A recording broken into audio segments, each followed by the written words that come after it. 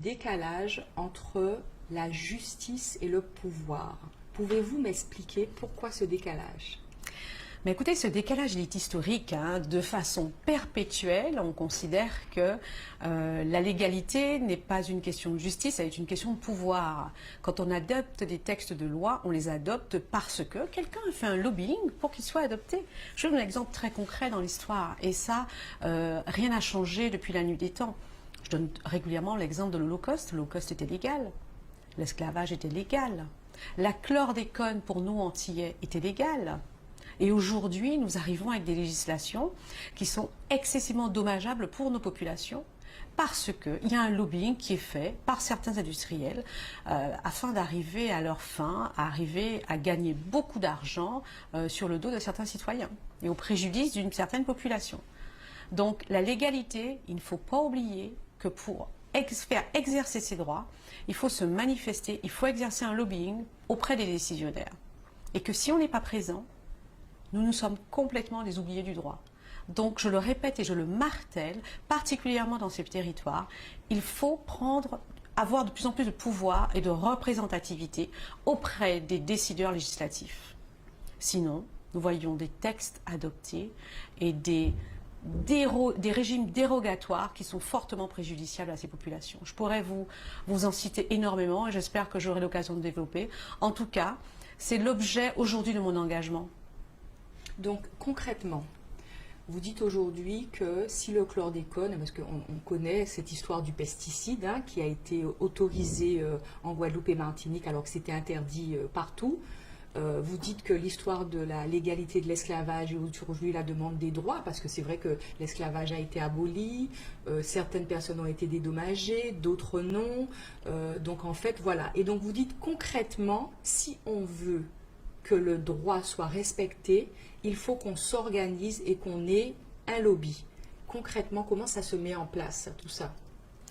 Mais écoutez, ça se met en place. Si je prends un exemple là sur la population antillaise qui n'a pas du tout organisé son lobbying citoyen, et il faut qu'elle l'organise de façon urgente, c'est qu'elle s'organise autour d'associations. Je suis par exemple, moi, présidente du CREFOM, du Conseil représentatif des Français d'Outre-mer, parce qu'il est important qu'aujourd'hui, toutes les associations se mobilisent auprès d'une entité qui peut défendre leurs intérêts. Donc moi, je suis présidente du CREFOM, je suis aussi présidente de Mouvement Outre-mer.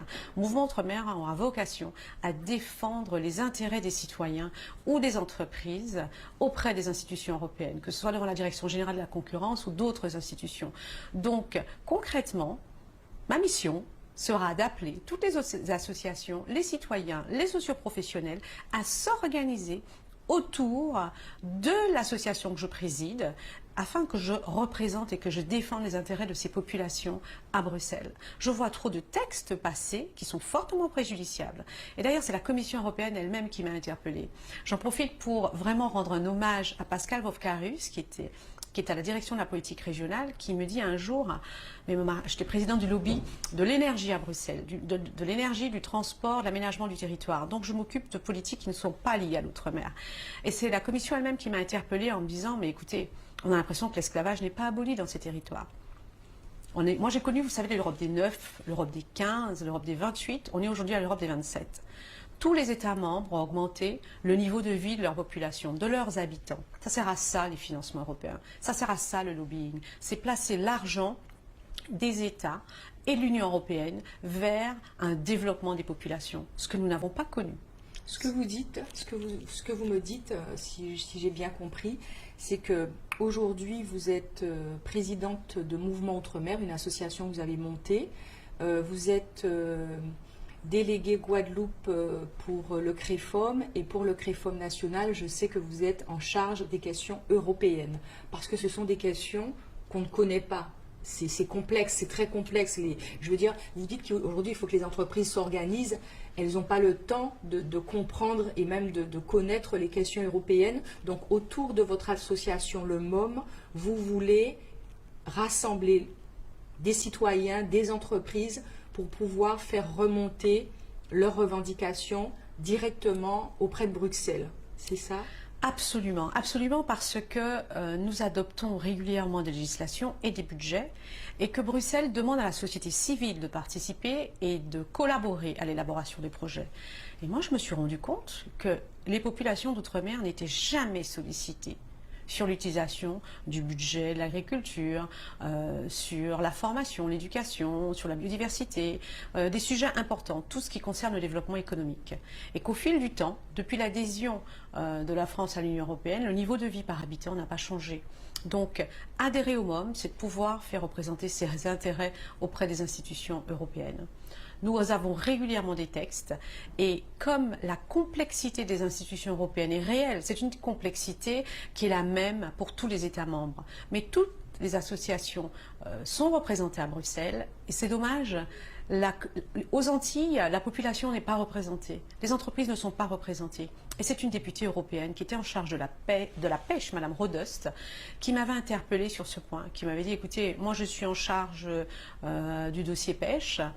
Et quand je demande à rencontrer les pêcheurs, l'État me renvoie vers un lobby mais qui n'est absolument pas, qui ne représente pas les intérêts. Et elle me dit, je suis allée par exemple à La Réunion, et lorsque j'ai voulu parler à un pêcheur réunionnais, on s'est interposé. Et elle dit, moi je suis très choquée. Et elle m'a demandé de venir en Guadeloupe rencontrer des agriculteurs. Donc je lui ai fait rencontrer des syndicalistes du secteur de l'agriculture et différentes entités, que ce soit en Guadeloupe, en Martinique et en Guyane. Donc en fait, vous faites un appel aux entreprises, aux éleveurs, aux agriculteurs pour qu'ils adhèrent au MOM, pour qu'ils s'organisent avec le MOM pour que vous puissiez défendre leurs intérêts. Très clairement. Très clairement, nous sommes en préparation du prochain budget européen et il faut comprendre qu'il faut arrêter de croire que des politiques ou que X, Y ou Z va défendre vos intérêts. Il ne faut pas tout attendre de l'État, il faut se responsabiliser et il faut comprendre que ceux qui vont vous donner de l'argent, ben, ils ne vont pas vous donner si facilement que ça. Ils ont intérêt à le donner à ceux qui viennent le demander. Et ça, il faut bien le comprendre, qu'il y a des entreprises qui parlent en notre nom, qui parlent au nom du développement de l'outre-mer. À qui bénéficient? Et quelles sont ces entreprises? On les connaît? Comment ça se passe? Parce que là, aujourd'hui, l'écrin politique est regardé par tout un chacun, donc des sachants, mais des entrepreneurs qui n'ont pas le temps, qui ont la tête dans le guidon, qui sont occupés dans leurs affaires, qui ont déjà énormément de problèmes. Il y a eu le Covid. Quelles sont les prochaines échéances en Europe? Enfin, qu'est-ce qui va se passer? Qu'est-ce qui est important aujourd'hui?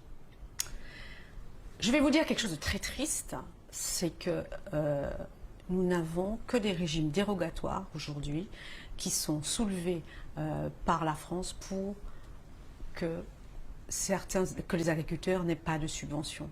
Un exemple simple, pendant le Covid, je vois un budget d'État de 38 millions d'euros qui est octroyé à des industriels. Moi, je veux dire l'industrie du sucre qui appartient, et toutes les sucreries qui appartiennent à M. Caillard, qui est un milliardaire français, ça ne crée pas de richesse dans l'outre-mer. Donc vous dites que les entreprises du sucre qui sont basées en Guadeloupe, aux Antilles, n'appartiennent pas à des Guadeloupéens? Non, elles appartiennent à des industriels français qui sont tranquillement en France. Et ils reçoivent des subventions, ils sont financés par les budgets européens. Oui, et ils sont subventionnés aussi par des budgets nationaux et ils demandent des dérogations afin que le gouvernement leur octroie des subventions. Là, 38 millions d'euros. Ils sont organisés. Ils sont organisés. Le lobby de la banane et du sucre est organisé. Et capte le maximum d'argent. Et quand on regarde les dossiers, ils vont plaider en expliquant que cet argent ira aux agriculteurs. Et ils font pression sur nos élus pour aussi qu'ils détournent les yeux. Mais je vais vous donner l'exemple. Excusez-moi de vous couper. Ça veut dire, vous dites aujourd'hui que en fait, le lobby du sucre, de la banane et de la canne est organisé et le lobby des agriculteurs n'est pas organisé. Le lobby des entreprises en Guadeloupe, je prends l'exemple de la Guadeloupe ou de la Martinique, n'est pas organisé en fait. Ils ne sont pas organisés quelque part. Les autres se sont organisés et puis les agriculteurs et les entreprises ne se sont pas organisés. Mais c'est pire que ça. On est resté à l'ère coloniale. Et je le dis très clairement. Nous avons une politique coloniale qui est appliquée ici, de façon à ce que le niveau d'éducation reste le plus bas, que les jeunes ne reviennent pas et que nos populations restent de plus en plus pauvres. Nous avons aujourd'hui un lobbying qui fait en sorte que nous soyons encore à l'époque de l'esclavage. Comment pouvez-vous me dire que quand je suis en réunion avec les services de l'État ou en réunion avec Bruxelles et que les services de l'État nous expliquent que par exemple sur une île telle que Marie-Galante, les 3/4 de la population soient en train de couper de la canne toute l'année? Il faut arrêter de mentir, les chiffres sont faux. Et quand j'ouvre des procédures d'infraction contre la France sur de tels mensonges, mais la Commission elle-même n'en revient pas. Je vais vous donner un exemple très simple. Nous avons un régime dérogatoire concernant la production d'énergie renouvelable. Ça veut dire que dans toute l'Union européenne, on produit des énergies renouvelables, on produit de l'électricité à partir d'énergies renouvelables, que ce soit du soleil ou le vent, donc du photovoltaïque ou de l'éolien, et que dans les départements d'outre-mer, pour assurer une dépendance totale de ces territoires, on va importer du bois. On participe à la déforestation. Tout cela subventionné par des fonds européens. Et on ne développe pas les énergies renouvelables. Au contraire, on les freine. Parce que si on venait à dépendre du vent qui ne se paye pas, du soleil qui ne se paye pas, on serait beaucoup plus indépendant. Mais ça n'intéresse pas EDF. Et ça n'intéresse pas la France qui est actionnaire d'EDF. Et nous sommes les seuls dans l'Union européenne, dont ces départements. On a évoqué un article 349 qui est un article qui permet de déroger aux règles du traité, de façon à ce qu'il y ait des bateaux qui arrivent du Brésil, des États-Unis, plein de bois, qu'ils arrivent sur notre port en Guadeloupe et qu'on traverse toute la Guadeloupe pour envoyer ce bois dans des usines. Mais c'est honteux. J'étais dans une réunion avec la directrice générale de l'énergie, avec les États membres, et ils n'arrivaient pas à le croire. Parce que quand vous racontez ça, on ne peut pas le croire, parce que la France, que dit la France, la Convention de Paris? La France donne des leçons au monde entier sur les énergies renouvelables, mais pas dans l'outre-mer, puisque de toutes les façons, on a déjà eu l'esclavage, on a déjà eu la chlordécone, la pollution à la chlordécone, il n'y a jamais eu de condamnation. Aujourd'hui, nous avons des usines excessivement polluantes qui rejettent leurs déchets en mer et la pollution de l'air est excessive. Ça a déjà été bien précisé par l'autorité environnementale nationale, mais personne ne dit rien, personne ne fait rien. Pourquoi? Parce que les élus gagnent financièrement avec cette dépendance. Parce que la taxation à l'importation, donc vous avez une taxe chaque fois que quelque chose est importé en Guadeloupe, je parle par exemple de l'octroi de mer et toutes les taxes liées à l'importation de combustibles. On va revenir à l'octroi de mer, mais je voulais vous dire quelque part, c'est la faute à qui, Madame Copette? C'est la faute à qui? Parce qu'en fait, si le Guadeloupéen ne s'intéresse pas à ça, s'il se contente de ce qui existe, il a un pouvoir en fait, le pouvoir de changer les choses. Il est le seul à avoir le pouvoir de changer les choses en s'organisant. Concrètement, aujourd'hui, qu'est-ce qui doit être mis en place pour qu'il y ait ce changement? Concrètement, le changement, c'est maintenant. Et il ne faut pas attendre. S'organiser autour de ce lobbying citoyen, parce que c'est la population qui souffre et il n'y aura pas d'avenir pour cette population. Donc, en adhérant à un mouvement Outre-mer, moi, je défends et je représente les intérêts des membres de l'association. Il faut arrêter de croire que les politiques sont la solution de la représentation. Les politiques ne comprennent absolument pas comment fonctionne l'Union européenne. Il est vrai qu'en Guadeloupe, en Martinique, en général, en Outre-mer, on compte sur les élus. C'est-à-dire que le citoyen, il vote, il demande tout à son maire, il demande tout à son député, il demande tout à son président de région. On a souvent tendance à vouloir, à attendre tout de l'élu.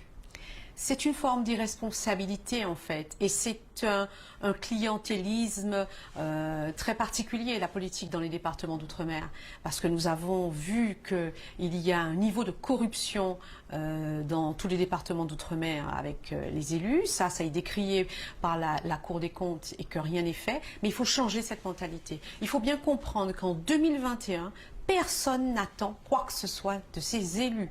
Les intérêts, on va les défendre, on va défendre ces intérêts.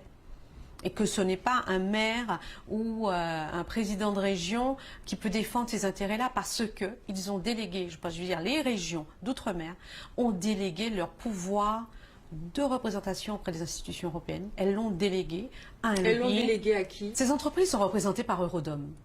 Donc Eurodom est le lobby de la canne, de la banane, du rhum. Donc, vous voulez dire qu'en fait, il n'y a que Rodom qui représente les entreprises guadeloupéennes ou des Outre-mer à Bruxelles. Absolument. Et c'est une volonté de l'État français. Et c'est une volonté aussi de l'État français de se dire, on a un lobby qui a toujours fonctionné, qui est un lobby colonial et qui verrouille les départements d'outre-mer. Et les députés, les différents députés, quand je parlais de la députée allemande, Madame Rodust, tout à l'heure, elle était quand même excessivement surprise de voir que l'État français la renvoyait toujours vers Eurodom pour tous les sujets. Alors que dit que la pêche, ce n'est pas forcément un sujet lié à la canne, à la banane. Donc, Maître Copette, aujourd'hui, ce que vous voulez, c'est organiser les autres filières au sein du MOM pour pouvoir les représenter? Absolument, parce que quand on se rend compte que la Chambre d'agriculture de la Guadeloupe, par exemple, est représentée par Eurodom, que les agriculteurs sont représentés par le lobby en charge de l'importation de toute la matière première et de tous les produits. Et en fait, vous avez un lobby concurrent qui vous représente. Donc, il est urgent de comprendre et de voir ce qui se passe. Il ne faut plus faire semblant de ne pas savoir. Nous avons une responsabilité historique. Vous savez, il y a un moment, moi, je suis issue de l'esclavage. Moi, je suis issue de familles aujourd'hui qui, à 3 générations, étaient esclaves. Mes parents, mes grands-parents se sont battus pour évoluer, ont envoyé leurs enfants en France faire des études. Ils se sont battus pour que je sois là aujourd'hui. Et je en fais vraiment un combat social et solidaire. À travers le MOM, il s'agit vraiment de se dire qu'on est à une croisée des chemins. Il faut que cette société comprenne qu'elle doit évoluer et ne pas s'arrêter, ne pas se laisser balader par certains politiques. Il faut clairement aller aujourd'hui chercher de l'argent pour faire évoluer la société guadeloupéenne. Parce que moi, je le dis très clairement, on est face à un génocide de substitution, je l'ai vécu. J'ai passé combien d'heures dans des à la gendarmerie en Guadeloupe. Vous savez, avant de venir en Guadeloupe, je pensais que j'étais une citoyenne normale, avocate. Je suis à Londres, à Bruxelles, Paris. Puis j'arrive ici et je vois un fourgon de gendarmerie, 2 fourgons débarqués. Puis on m'explique tranquillement, mais qu'est-ce que je reste faire ici? Je rencontre un procureur de la République qui me dit, mais madame, qu'est-ce que vous faites ici? Pourquoi? Qu'est-ce qui s'est... Enfin, ma fille, par voie de conséquence, on lui a interdit, française, guadeloupéenne, d'être en Guadeloupe. Mais moi, je vais dire que, pourquoi j'attends qu'un garde des Sceaux se penche sur ce sujet? Parce que tant qu'on ne m'aura pas rendu justice, quand je suis arrivée ici, je me suis dit, on a 400 000 personnes en danger de mort. Vraiment 400 000 personnes en danger de mort. Nous n'avons aucun respect du droit civil, du droit pénal, du droit de l'environnement, rien. La chlordécone, le droit de l'environnement. Aujourd'hui, les usines d'Albioma qui rejettent leurs déchets.